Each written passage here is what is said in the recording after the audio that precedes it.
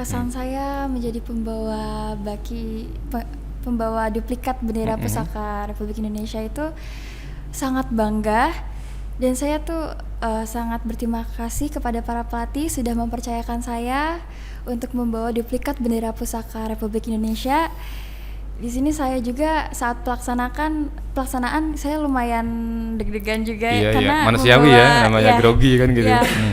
Dan alhamdulillah pelaksanaan berjalan dengan lancar, bendera berkibar dengan sangat sempurna.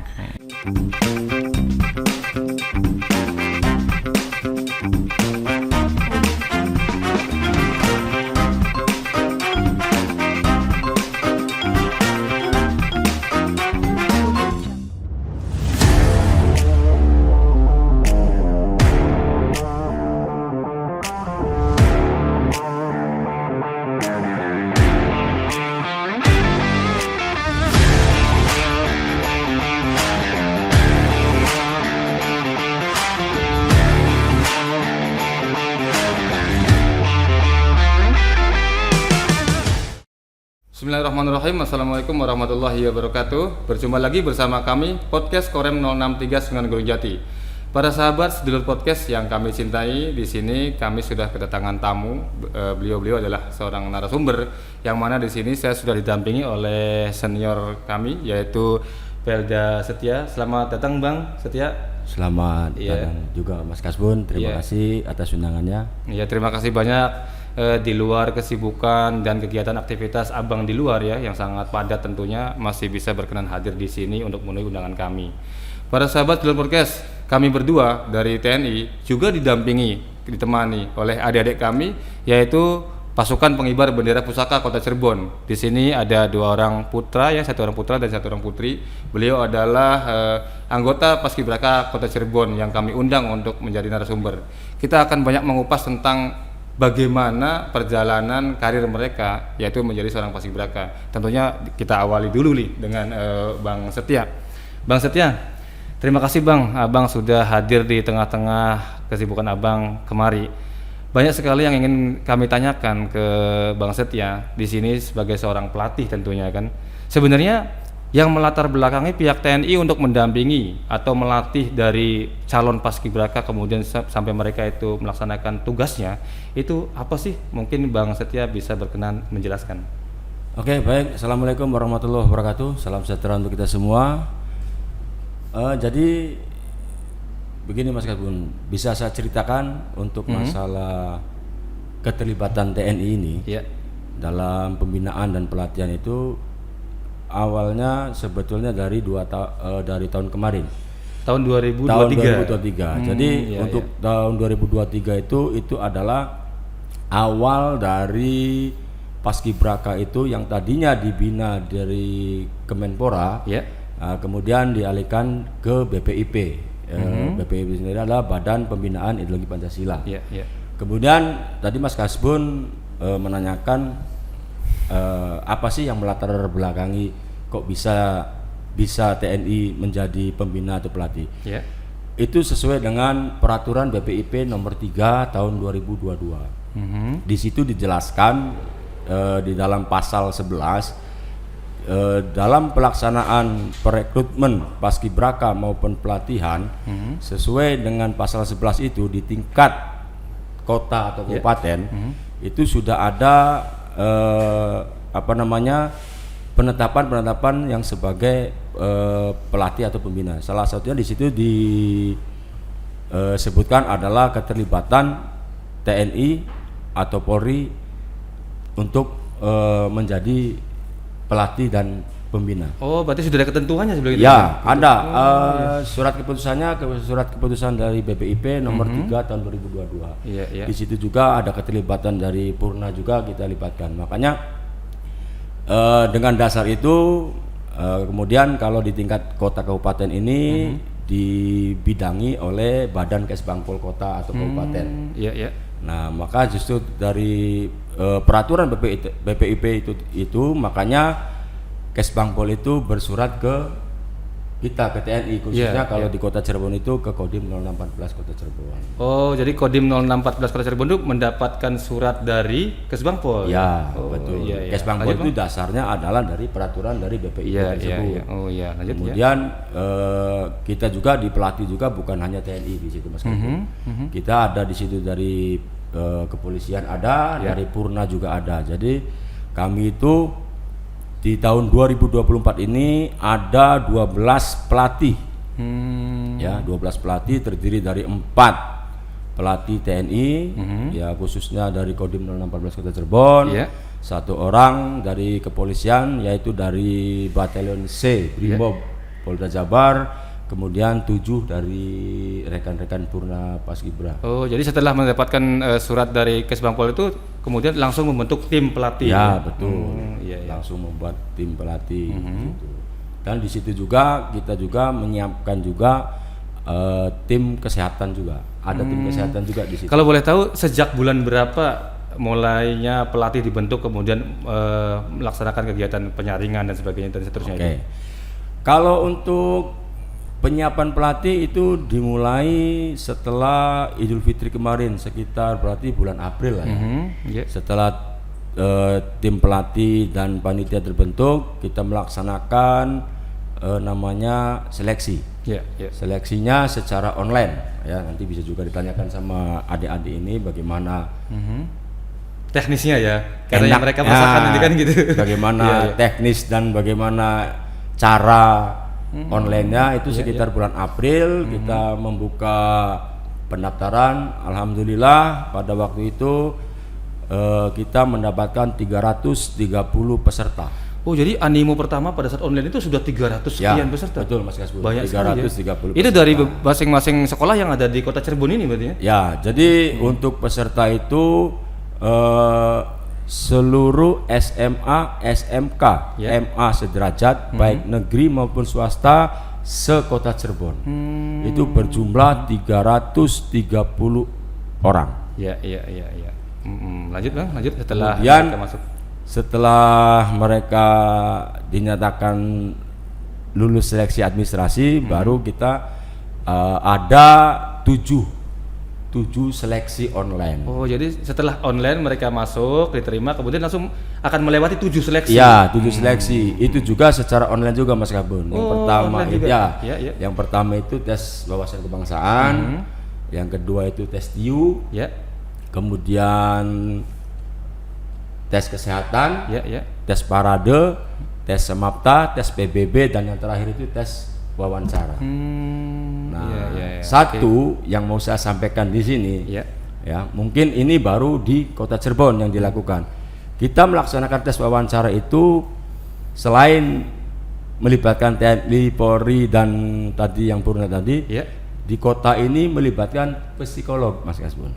Mungkin kayaknya baru di Kota Cirebon ya, tapi mohon maaf ya, koreksi kalau memang salah. Ya, berarti ada psikiaternya ya, Ya, untuk betul. melihat sejauh mana mental mereka, Betul, kejiwaan mereka itu ya. betul, Iya, betul. iya. Itu melibatkan psikolog.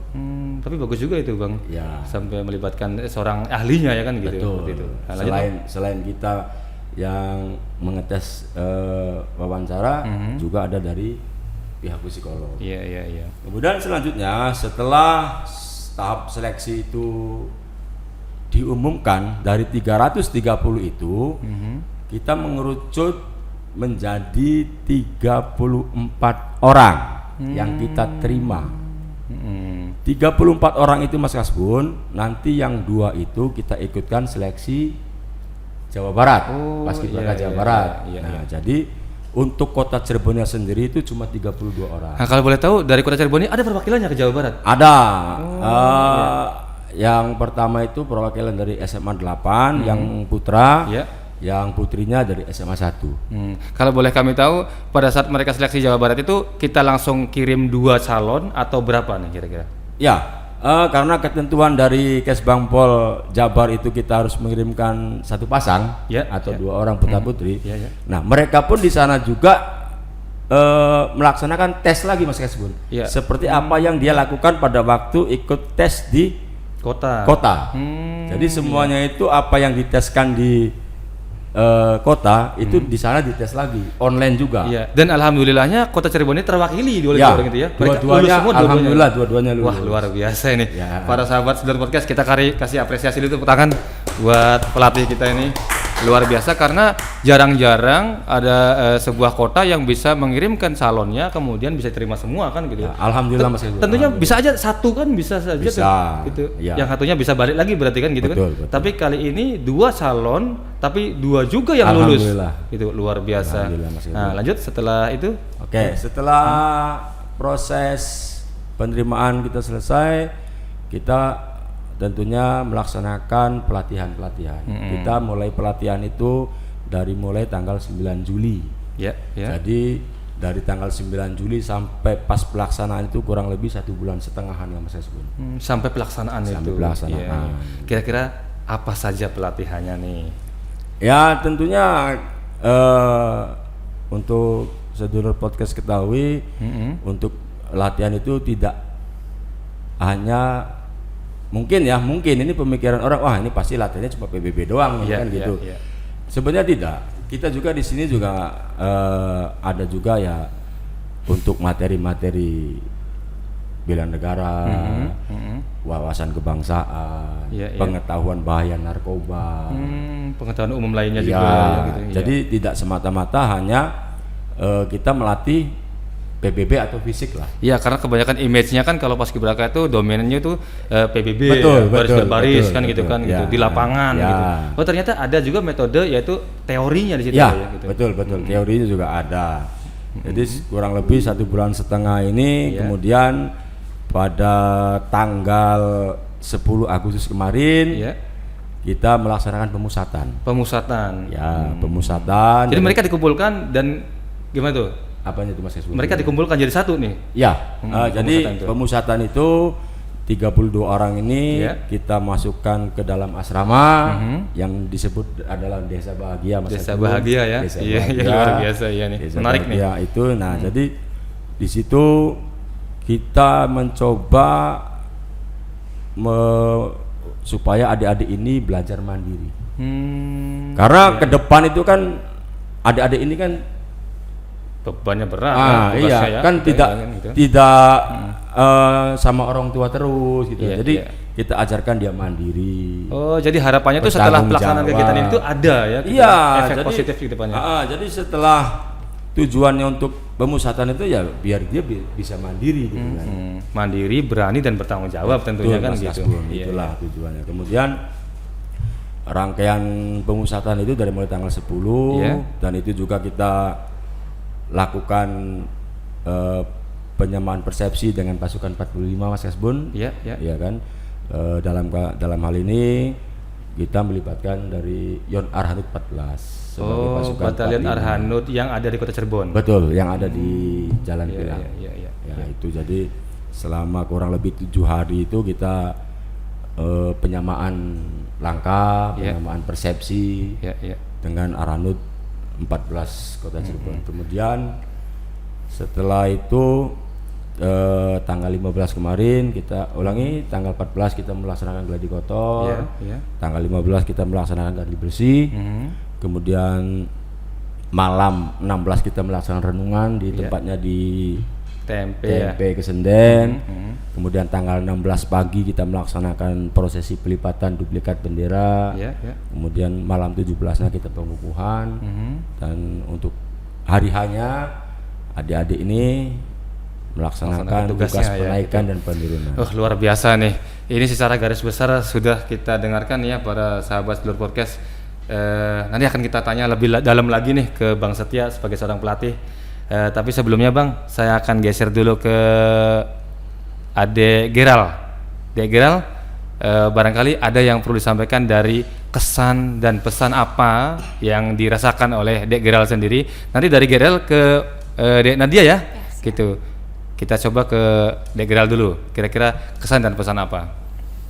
Kesannya saya terutama itu bangga karena saya bisa melewati tahapan seleksi yang tadi disebutkan oleh Pak Satya. Saya bangga karena saya bisa melewati tahapan tersebut dan jadi orang terpilih lah di Cirebon, ibaratnya Oh, iya. siswa terbaik. Luar biasa. Kalau boleh kami tahu nama lengkapnya Dek Geral ini siapa dan dari SMA mana nih perwakilannya? Izin memperkenalkan diri, Pak. Nama saya Steve Fritz Giral Turang dari SMA Negeri 1 Kota Cirebon. Luar biasa. Kesannya sangat luar biasa ya. Kita kira-kira keseruan apa nih yang ada di benak Dek Geral nih? Keseruannya terutama itu pasti kan kita nih 32 orang ini sifatnya berbeda-beda ya Pak. Jadi itu pasti ada beberapa orang yang tertengil kayak pokoknya nggak bisa diem lah. Kita Ada yang kocak latihan, juga ya kan gitu ya. Ya. Itu metode seperti ini memang dikemas khusus oleh pelatih ya supaya mereka itu menerima pesan atau menerima pelajaran itu lebih enjoy gitu ya Bang. Ya, jadi begini Mas Hasbun, yang tadi disampaikan oleh Adik Geral tadi memang betul. 32 orang ini kan memiliki karakter yang berbeda-beda. Iya, iya. Nah, itulah sebetulnya tantangan kami sebagai seorang pelatih, ya kan. Bagaimana caranya dengan perbedaan-perbedaan itu kita tetap satu, ya kan. Tidak bisa kita cerai-beraikan. Pokoknya dengan perbedaan ini bagaimana caranya 32 orang yang sifatnya berbeda ini kita jadikan satu dengan tujuan dan maksud supaya pelaksanaan pengibaran dan penurunan bendera pada saat 17 Agustus itu sukses, lancar, tanpa hambatan sekecil apapun. Oh gitu ya. Jadi mengenalkan kekompakan kepada Betul. mereka ya dari dini ya kan Ya, gitu seperti betul, itu. Mas Hasbun. Luar biasa. Nah, kita coba ke Dek Nadia nih. Kalau menurut Dek Nadia sendiri kira-kira kesan dan kira-kira apa yang ada dalam benak selain kebanggaan menjadi seorang paskibraka mewakili rekan-rekan di sekolahnya Dek Nadia? Ya betul Pak. Apa yang disampaikan oleh Gerald tadi benar. Kita tuh merasa bangga karena kita sudah bersaing lah istilahnya, bersaing dari 330 orang dan terpilihnya 34 dan 2 di provinsi. Di situ saya nggak nyangka Pak. Terus kita ada kebersamaannya kita saling kompak. Terus kalau misalkan ada yang sakit, kita itu saling menyemangati satu sama lain. Saling menguatkan juga Iya, ya saling gitu. menguatkan juga. Namanya juga satu penderitaan keluarga. apa nih? Satu keluarga. Satu keluarga ya gitu. satu sama- Tapi kalau kami boleh tahu Dek Nadia nih kira-kira nama lengkapnya siapa dan perwakilan dari sekolah mana? Izin memperkenalkan diri, perkenalkan nama saya Nadia Azanur Rahmania dari SMA Negeri 1 Kota Cirebon. Oh iya, ini dengar-dengar Dek Nadia nih pembawa bakti ya? Betul Mas Hasbun. Jadi sedulur podcast saya sampaikan di sini saya bersama Nadia Aza adalah pembawa baki penaikan Mas Hasbun. Nah, yang untuk Adik Geral ini adalah Danton penurunan. Danton penurunan jabatannya ya. Ya. Ini luar biasa nih para sahabat sedulur podcast, kita kasih tepuk tangan dulu yang meriah. Selain dari luar biasa, saya merasa takjub sekali ya, bangga dengan adik-adik kami ya, Bang Setia ya. Siap, Mas Yang mana mereka itu rela berkorban, mengorbankan waktu, tenaga, biaya untuk menjadi seorang paskibraka ini. Tentunya kebanggaan dari diri sendiri dan juga orang tua ya. Termasuk sekolah juga ya ini Bang ya, kan gitu. Nah, ada satu pertanyaan buat Bang Setia. Kira-kira sebenarnya Bang, ini kan ada nih namanya dalam setiap segi pendidikan ada namanya itu hambatan, kendala dalam melatih ya kan. Namun juga ada upaya mengatasi. Kira-kira hambatan, kendala apa, kemudian bagaimana upaya mengatasinya? Mungkin Abang berkenan menjelaskan. Ya, baik Mas Kasbun, apa yang sudah saya sampaikan tadi sebetulnya itu adalah kendala kami, ya kan. Kendalanya itu adalah bagaimana caranya meramu dari 32 sifat yang berbeda itu dijadikan satu, satu keluarga dengan tujuan supaya pelaksanaan tadi 17-an berhasil. Itu sebetulnya kendala kami. Upaya kami bagaimana? Ya, upaya kami bagaimana caranya melakukan pendekatan secara persuasif kepada adik-adik ini, ya kan? Karena kita dalam satu keluarga ini, ya kan, supaya dia menganggap kita ayah boleh, menganggap saya sebagai kakak juga. Nah, jadi bagaimana caranya dari 32 sifat yang berbeda itu ya kita jadi satu. Jadi satu, akhirnya menjadi kompak ya, gitu kan, gitu. Luar biasa. Saya ingin nanya ke Dek Nadia dan ke Dek Geral nih. dari tanggal 10 Agustus kalian melaksanakan kegiatan pemusatan, ya kan gitu. Kira-kira materi apa yang kalian sudah dapatkan dari situ? Kira-kira ilmu apa? Nah, mungkin dari Dek Nadia sendiri dulu. Saat bersosialisasi itu kita dapat dari materi banyak, dari Kesbangpol, dari apa lagi sih? Instansi lainnya. Ya, instansi lainnya. Di situ juga kita dapat pengalaman yang mungkin kita nggak tahu, akhirnya kita tahu dari wawasan kebangsaan juga. Jadi memperdalam ilmu wawasan kebangsaan kita. Jadi yang tadinya introvert ya, pemalu gitu, Iya. jadi nggak pemalu lagi nih. Iya, Jadi betul. cerewet dong berarti kan Iya. gitu kan. Gitu. Tentunya ilmu juga bertambah ya Iya, gitu. betul. Kalau Gerald sendiri gimana? Dan di situ juga kita diajarin gimana cara kita public speaking yang Iya. bagus, biar kita tuh dijadikan role model oleh orang-orang di sekolah. Oke, kita diajarin gimana cara kita jadi panutan di sekolah. Iya, leadership juga ya, Iya. kepemimpinan ya. Selain kita bisa main di lapangan, kita juga main dengan sosial ya gitu. Kecakapan dalam berbicara gitu ya, luar biasa. Ini materinya ada Bang itu. Ya, jadi mungkin sedikit saya jelaskan Mas Kasbun. Kegiatan pemusatan ini pagi, Ya. ya kan?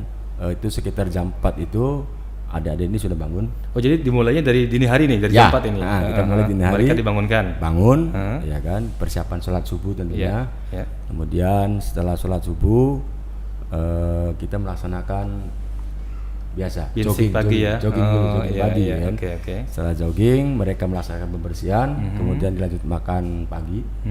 Ya kan, setelah makan pagi baru adik-adik ini kita bawa ke Bima Madya. Oh, jadi setelah mereka kegiatan sarapan pagi, mereka langsung ke lapangan. Ya. Oke.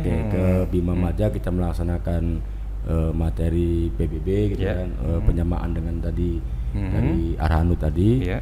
Kemudian sekitar pukul 17.00 kita kembali ke Desa Bahagia. Setelah itu mereka melaksanakan pembersihan, persiapan sholat maghrib. Setelah sholat maghrib, yang muslim melaksanakan tadarus, yang non muslim mungkin ya baca Ibadah lainnya. Iya. sampai sholat isya. Setelah sholat isya baru mereka melaksanakan makan malam. Ya. Nah, setelah makan malam baru ada materi sosialisasi tadi. Sosialisasi itu dari dari Kesbangpol sendiri, terus kemudian dari BNN, Iya. masalah bahaya narkoba tadi, kemudian ada juga materi dari alumni Lemhanas, Ya. ada banyak sih Mas Kebun. Nah, kemudian 22.00 adik-adik kita istirahat. Oh, jadi istilah militernya tuh bimsuh gitu ya Bang ya? Ya, betul. Jadi malamnya mereka mendapatkan bimsuh. Ya, jadi malam tuh bukan sekedar habis makan tidur gitu. Iya, Nah, iya. Jadi selama 7 hari tadi tuh menjelang sampai pelaksanaan itu ya? Ya, sampai luar biasa. pelaksanaan, penaikan dan penurunan. Saya lihat sendiri kemarin Bang, pelaksanaan itu sukses loh. Alhamdulillah. Artinya itu mereka bisa melaksanakan tugas negara itu dengan sempurna kalau saya perhatikan tadi. Karena dari mulai pengibaran sampai dari mulai si Dek Nadia mengambil bendera, kemudian sampai pelaksanaan ya pasukan 17, 8, 45 mereka kompak ya, kalian termasuk kalian lah luar biasa. Saya sangat bangga. Artinya dalam hati saya ini siapa nih pelatihnya nih, nah, kan gitu kan. Artinya kekompakan antara yang dilatih dan yang melatih tentunya itu yang menjadi tugas pokok ya Bang ya. Gitu luar biasa.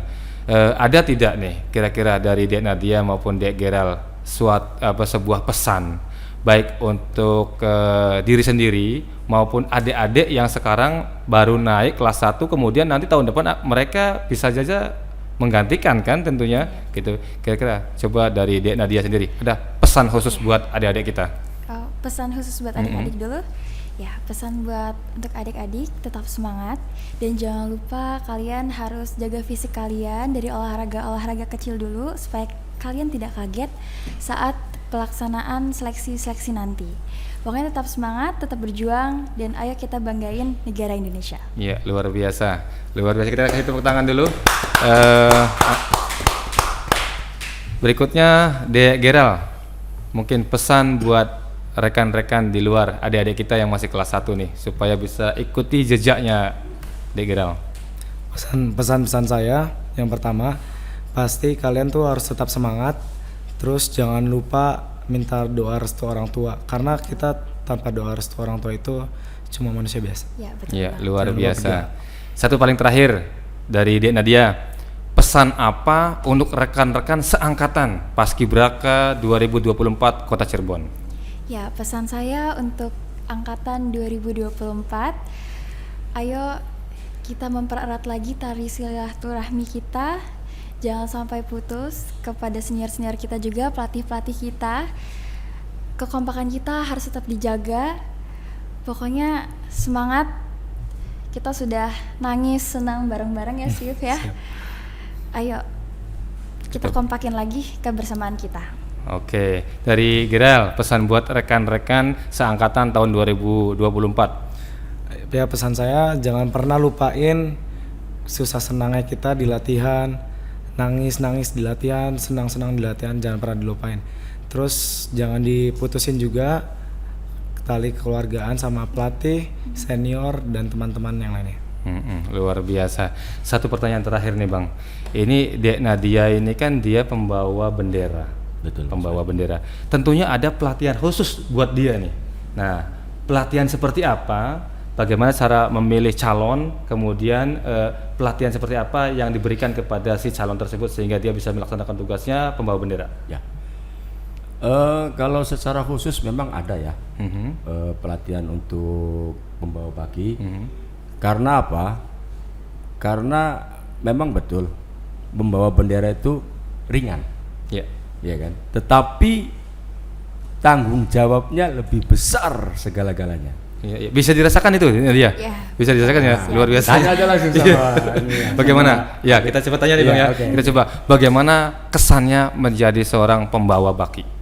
Kesan saya menjadi pembawa pembawa duplikat bendera pusaka Republik Indonesia itu sangat bangga, dan saya tuh sangat berterima kasih kepada para pelatih sudah mempercayakan saya untuk membawa duplikat bendera pusaka Republik Indonesia. Di sini saya juga saat pelaksanaan saya lumayan deg-degan juga Iya, karena manusiawi ya, namanya ya, grogi kan gitu. ya. Dan alhamdulillah pelaksanaan berjalan dengan lancar, bendera berkibar dengan sangat sempurna. Luar biasa. Kalau Gerald ini sebagai Danton sore ya, Danton penurunan. Danton penurunan. Nah, apa nih yang ada di dalam diri Gerald? Kesan apa sebagai mengemban jabatan tersebut? Kesannya yang pertama itu saya bangga karena saya bisa menjadi Danton di suatu pasukan ini dan bisa memimpin lah ibaratnya pasukan ini. Tapi sebelum ya H-7 lah, H-7 itu saya sempat diancam jadi cadangan mati karena suara saya habis. Jadi rada panik. Oh gitu, luar biasa ya. Bang Setia, Siap, Mas. ada tambahan khusus nih. Ya barangkali ada yang perlu ditambahkan sebagai seorang pelatih untuk melihat dari segi Paskibraka dan juga dari segi pendukung, yaitu pemerintah daerah, komandan satuan dan lain sebagainya. Baik Mas Hasbun, tentunya saya mengucapkan puji syukur alhamdulillah Ya. karena adik-adik ini sudah melaksanakan tugasnya dengan baik. Kemudian selanjutnya di acara podcast ini saya Belda Setia secara khusus mengucapkan terima kasih kepada Dandim 0614 Kota Cirebon yang sudah memberikan kepercayaan kepada kami, kepada 4 orang personil Kodim 0614 Kota Cirebon sebagai pelatih. Kemudian kepada seluruh anggota Kodim 0614 Kota Cirebon yang sudah mensupport kami juga. Kemudian kepada PJ Wali Kota, kepada Pak Sekda selaku Ketua Panitia Paskibraka, kemudian kepada Kaban Kesbangpol beserta staf Kesbangpol, Ya. terkhusus untuk para pelatih TNI, Polri, dan Purna.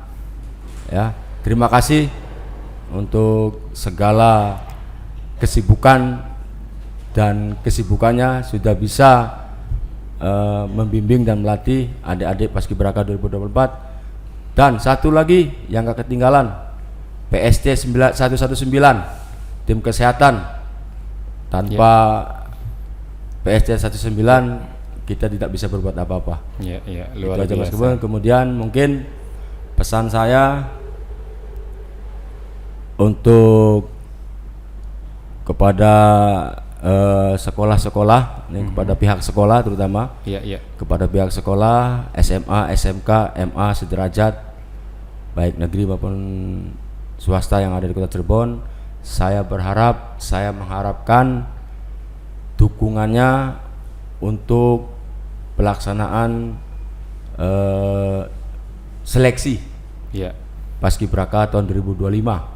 Ya, Ya. agar mengirimkan perwakilan Ya, perwakilannya agar ya, Bang, ya, mengirimkannya gitu. sebanyak-banyaknya gitu Iya, kan. iya, iya. Jadi kalau tahun ini 330, ya mungkin tahun 2025 bisa nyampe 500. Amin, amin. Sehingga dari tiap-tiap sekolah itu bisa terwakili gitu Betul, kan, Bang, betul. gitu. Terus Tiap-tiap kemudian satu pesan saya buat adik-adik yang sekarang di bangku kelas 10, SMA, SMK, MA atau sederajat negeri maupun swasta.